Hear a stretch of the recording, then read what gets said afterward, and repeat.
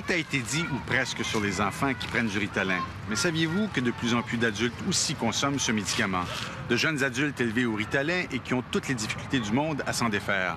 D'autres qui viennent de découvrir qu'eux aussi sont atteints du trouble du déficit d'attention. Ou enfin des gens qui en consomment tout simplement comme drogue. Chez les adultes aussi, il y a un débat à savoir si on n'abuse pas de ce médicament. Ce qui nous amène à poser une nouvelle question. Peut-on devenir accro au Ritalin? Reportage de la journaliste Pascale Turbide et de la réalisatrice Nicole Messier.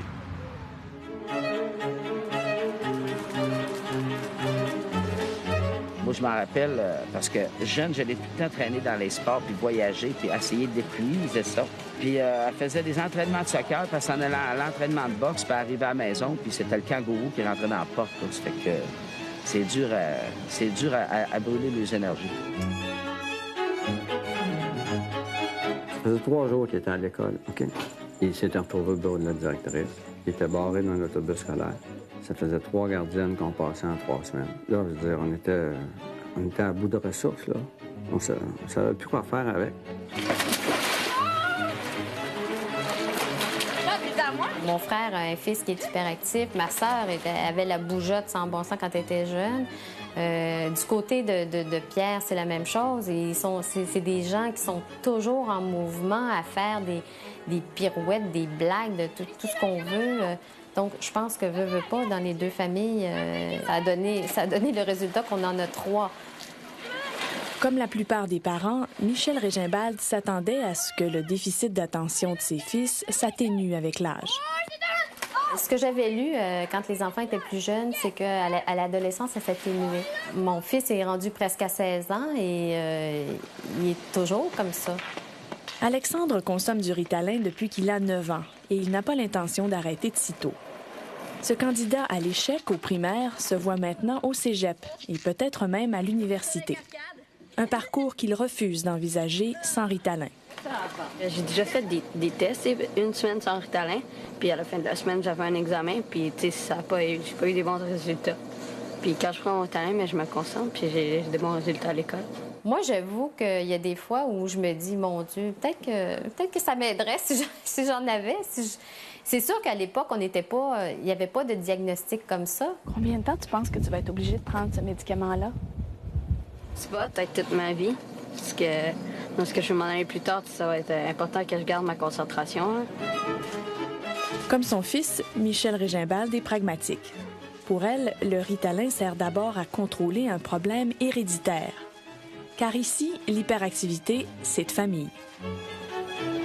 Si je me fie à mon mari et à mon beau-père, c'est des gens qui sont toujours en mouvement, ne sont pas capables de rester en place. Mon beau-père, pour reprendre une expression de ma belle-sœur, c'est qu'il y a 2 vitesses. C'est vite et très vite. Tout comme leur frère Alexandre, Mathieu et Vincent ont 7 chances sur 10 de voir leurs symptômes de déficit d'attention persister à l'âge adulte. Des chercheurs comme le docteur Lily Heckman ont découvert qu'avec l'âge, le mal change de visage. L'hyperactivité se transforme en impulsivité. L'impulsivité de l'adulte se manifeste de plusieurs façons. Dépenser de l'argent compulsivement, être impatient. Ces adultes-là ont plus d'accidents d'auto. Ils ont des dettes. Charlot, viens, on va faire tes devoirs. T'en as du stock? Si on n'avait pas su que Charles avait un déficit d'attention, moi, j'aurais probablement jamais su que j'en avais un. Prends une feuille. Non, je veux que tu prennes une feuille de papier. Avant de savoir que son fils souffrait d'un déficit d'attention, Daniel Letourneau n'arrivait plus à le contrôler. Et il a fini, lui aussi, par perdre contrôle. J'étais un parent dont, je dirais, je suis pas tellement fier. Jeanne était dans la relation avec mon fils à un genre de point de non-retour, là.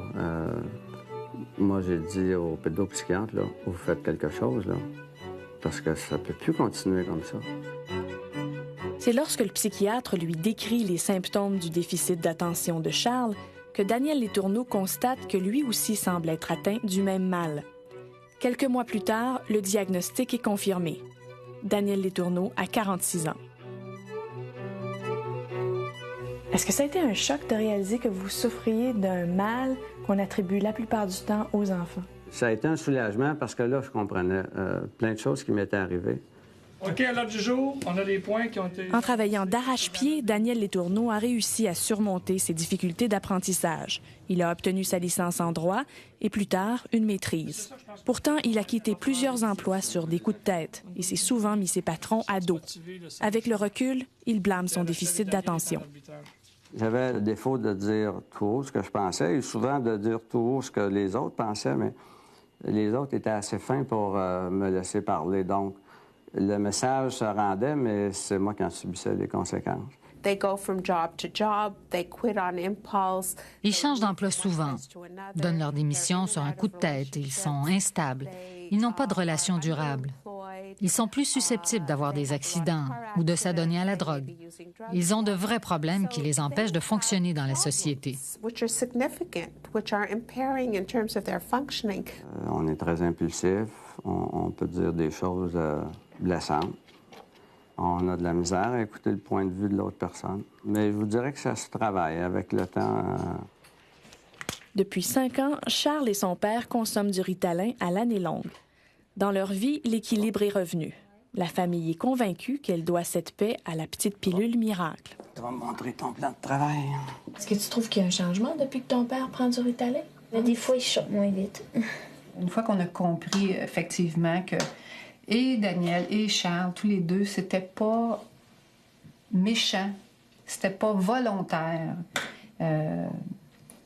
les effets que ça avait sur la famille, sur moi. Déjà, ça détend et ça permet de comprendre qu'est-ce qui se passe. Au Québec, l'usage du Ritalin a grimpé de 700 % en 10 ans. Si les enfants en sont toujours les principaux consommateurs, les adolescents et les adultes surtout commencent à les rattraper. Aux États-Unis, entre 6 et 10 millions d'adultes souffriraient du trouble du déficit d'attention. Les prescriptions de médicaments de type Ritalin y ont doublé chez les hommes adultes et triplé chez les femmes depuis 2 ans. Ce qui fait bondir le sociologue et grand spécialiste de la question, David Cohen. Et il y a eu, en parallèle avec tout ça, une sorte de besoin chez beaucoup de gens qui se disent, eh bien, finalement, pourquoi moi non plus? Moi, j'ai jamais réussi à rien accomplir. J'ai été renvoyé de tous mes jobs. C'est un échec perpétuel. J'ai divorcé 2 fois. Moi aussi, je pense que j'ai ce problème-là. C'est ça qui explique tout. Alors, c'est une sorte de médicalisation de la sous-performance, de la médiocrité et de l'échec. De plus en plus de jeunes adultes doivent maintenant faire un choix qui revenait auparavant à leurs parents. Continuer le Ritalin ou l'abandonner. Jonathan, qui a 21 ans, a choisi de continuer. Sans médicaments, il pense qu'il n'aurait pas terminé son cégep. Tandis que quand j'en prends, je suis plus concentré à faire ce que je veux faire. Puis comme je suis moins porté à être déconcentré par les bruits, par la musique, par la télé, tu sais, n'importe quoi qui peut me soustraire un intérêt autre que ce que je fais là. Son cousin Gabriel et son ami Steve, eux, ont abandonné leurs études secondaires.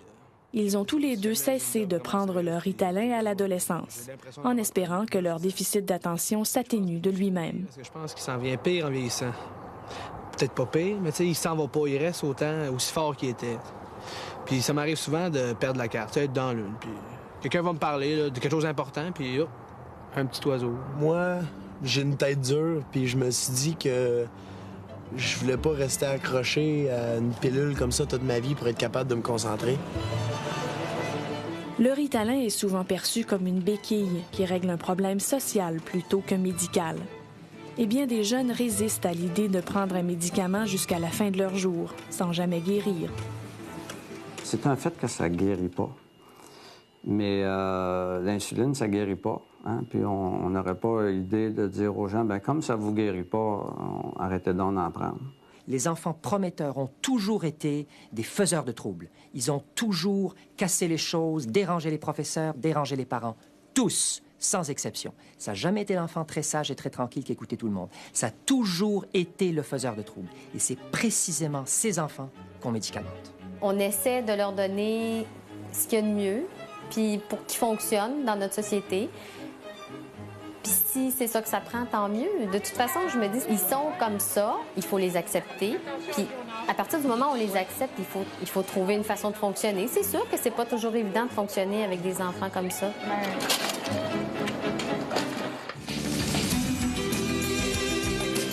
Dans la mesure où le consommateur est informé, pourquoi pas? Mais qu'on le présente honnêtement. Voici quelque chose pour doper votre enfant. Il sera assis plus longtemps, il pourra faire... sa note ira de C à B dans son examen et ça peut augmenter ses chances pour passer l'année.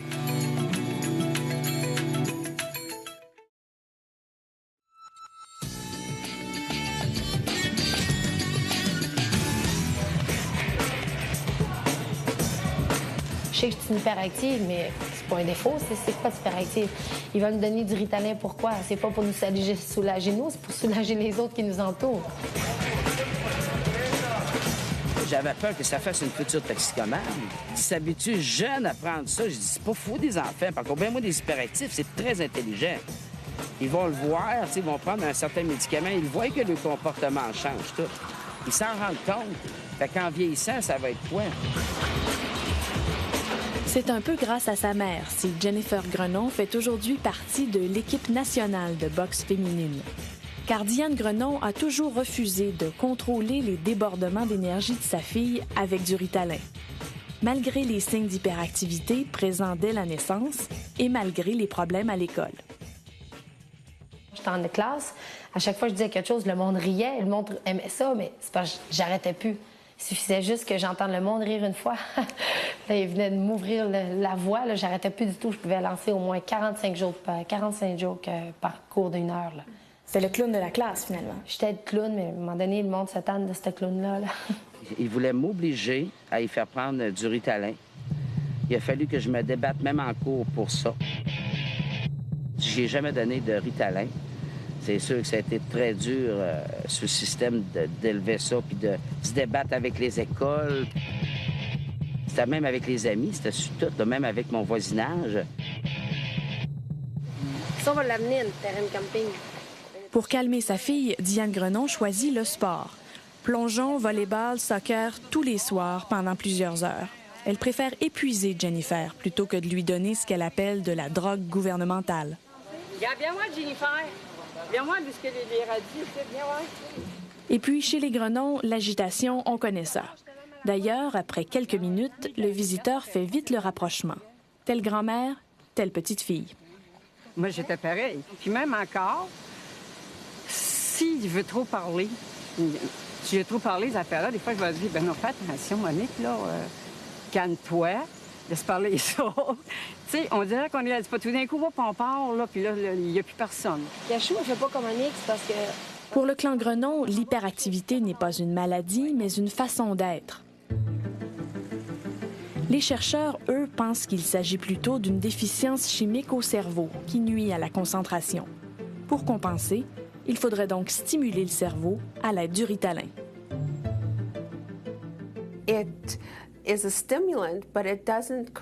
C'est un stimulant, mais ça ne veut pas dire que les gens sont agités. Au contraire, le Ritalin accroît la concentration et la capacité d'éliminer tout ce qui peut distraire.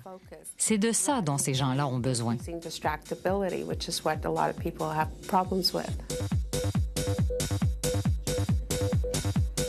Le Ritalin agit sur le système nerveux, comme le café, et à l'autre extrême, la cocaïne. I can't sleep anymore. That's really annoying me. Pas surprenant donc que le Ritalin attire des jeunes en manque de sensations fortes. Joanne Lemelin est conseillère auprès des jeunes toxicomanes d'Ottawa. Il y a des jeunes aussi, ils écrasent. Des fois, ils aspirent par le nez. Des fois, c'est juste un mélange de ça avec d'autres drogues, speed, crystal meth avec ça. Aux États-Unis, le Ritalin fait partie des 10 médicaments les plus souvent volés dans les pharmacies. Et son usage illicite inquiète la DEA, l'Agence de contrôle des drogues. Parce qu'on le retrouve dans les raves comme dans les cours d'école, il agit parfois comme porte d'entrée vers des stimulants plus puissants. Manny Torres est psychologue dans une des plus grosses polyvalentes de Miami. Pour lui, l'élève qui consomme du Ritalin sans prescription est facilement identifiable. Ces jeunes-là ont l'air d'avoir avalé 50 tasses de café. Ils parlent tout le temps et ils n'arrivent pas à se concentrer sur quoi que ce soit. C'est l'effet contraire de ce qui se produit chez les jeunes qui ont vraiment besoin de Ritalin. Ils m'ont rapporté que ceux-là qui n'ont pas de prescription, puis ils n'ont pas de problème de trouble d'attention, que oui, ça lui donne un effet de stimulant. Un high? Un high, oui. Ouais. Ils appellent ça un cheap high. Pourquoi? Parce que c'est facile à percevoir de les amis, ça ne lui coûte rien. Puis, des fois, ils l'échangent pour quelque chose d'autre. Does it bother you when you go to places where there is drugs and alcohol? Parmi la clientèle de Joanne Lemelin, 4 jeunes sur 10 ont déjà pris du Ritalin sans prescription. Les effets nocifs de sa consommation illégale sont bien documentés. Mais qu'en est-il des effets de la consommation légale de Ritalin?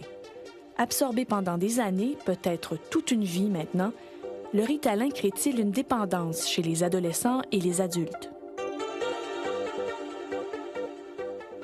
Le Ritalin ne crée pas d'accoutumance. Vous en êtes certaine? Absolument.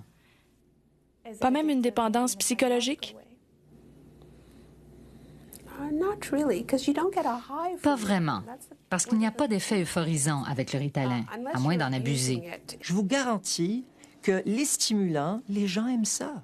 Tout le monde aime les stimulants, parce que ça éveille, ça rend plus heureux pendant un moment, ça aide à se concentrer un peu mieux, ça nous donne de l'énergie, on a moins faim, on a moins sommeil, etc.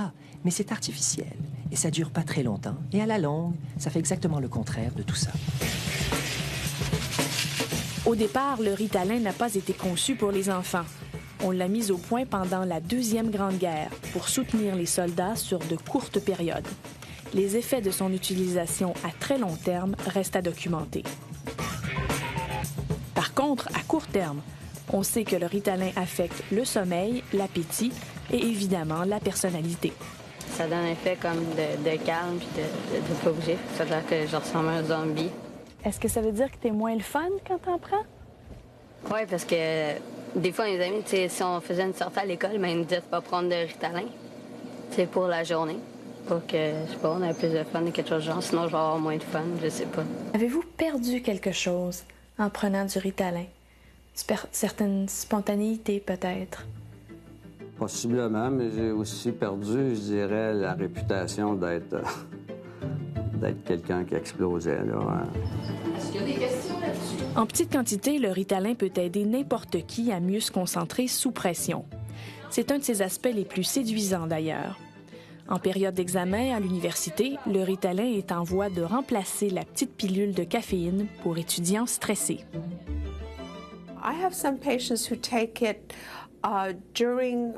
J'ai quelques patients qui en prennent, surtout en période d'examen ou de remise de travaux. Mais il y a des usages détournés. Moi, je sais qu'il y a des gens qui me disent je prends du Ritalin quand je m'en vais en Floride parce que ça me permet de conduire plus longtemps. Ce n'est pas très grave. On sait que quelques-uns en prennent pour rester vigilants durant leur quart de travail, par exemple. Mais les cas d'abus sont rares et on n'a pas vraiment besoin de légiférer là-dessus. Dans la mesure où le consommateur est informé, pourquoi pas? Mais qu'on le présente honnêtement. Voici quelque chose pour doper votre enfant. On pense que ça peut le doper et qu'il sera assis plus longtemps, il pourra faire... sa note ira de C à B dans son examen et ça peut augmenter ses chances pour passer l'année. Si c'est présenté exactement comme ça, j'ai aucune objection. Aucune. 95% de la production mondiale de Ritalin est consommée en Amérique du Nord, aux États-Unis surtout. Le psychologue Manny Torres doit constamment composer avec des parents exaspérés par les difficultés de leurs ados. Pour lui, le Ritalin est devenu le symbole du mal américain. De nos jours, les parents sont tellement occupés qu'ils veulent des solutions instantanées. Avec le Ritalin, c'est facile. On avale une pilule et c'est réglé. Beaucoup d'Américains pensent comme ça. Mais aujourd'hui, je pense que c'est la société qui est rendue comme ça, sont rendus à toutes les méthodes, tout ce qui est le plus facile. de plus facile puis qui libère le plus vite. Ça fait que c'est bien plus facile de prendre un enfant puis de dire, bien, on va lui donner une médication. Tu sais, dans le fond, il drogue l'enfant, on va droguer l'enfant va être plus calme. Hey, ça fait combien de temps que j'ai mis les têtes de violon, à peu près? La fébrilité, l'impatience, le manque de concentration, ce sont tous des symptômes du déficit d'attention, chez l'enfant comme chez l'adulte. S'agit-il d'une véritable maladie à traiter ou de simples défauts à corriger? Chacun choisit sa voie et en subit les conséquences. Mais je vous regarde, vous vous prenez les mains, vous devez tellement vous forcer pour vous concentrer. Quand on sait qu'il y a une petite pilule qui pourrait nous aider comme ça, c'est pas tentant? J'essaye de me contrôler en vieillissant, à force de te le dire. Là. Comme là, exemple, vous me parlez, puis je me dis en même temps que je vous parle, OK, veux-tu parler? Faut pas que j'y coupe la parole, je me force, là. Sans arrêt, c'est comme ça, 24 heures sur 24, quasiment même en dormant. Je privilégie la façon la plus facile, pourquoi pas? Pour les enfants, c'est-à-dire qu'aller à l'école, ça soit pas une corvée, un cauchemar, des heures et des heures de travail pour quelque chose qui pourrait en prendre peut-être une heure. Il y a beaucoup de personnes que je connais qui sont hyperactifs, qui ont fait de la boxe, entre autres, parce que c'est un des sports qui paraît qui est le plus brûlant sur la planète. Quand j'arrive à la maison, souvent, c'est... Là, je suis écrasée, je suis fatiguée à bout. C'est vraiment le seul sport qui a réussi à me brûler. C'est une valeur que j'ai pas découvert ça quand j'avais 5 ans.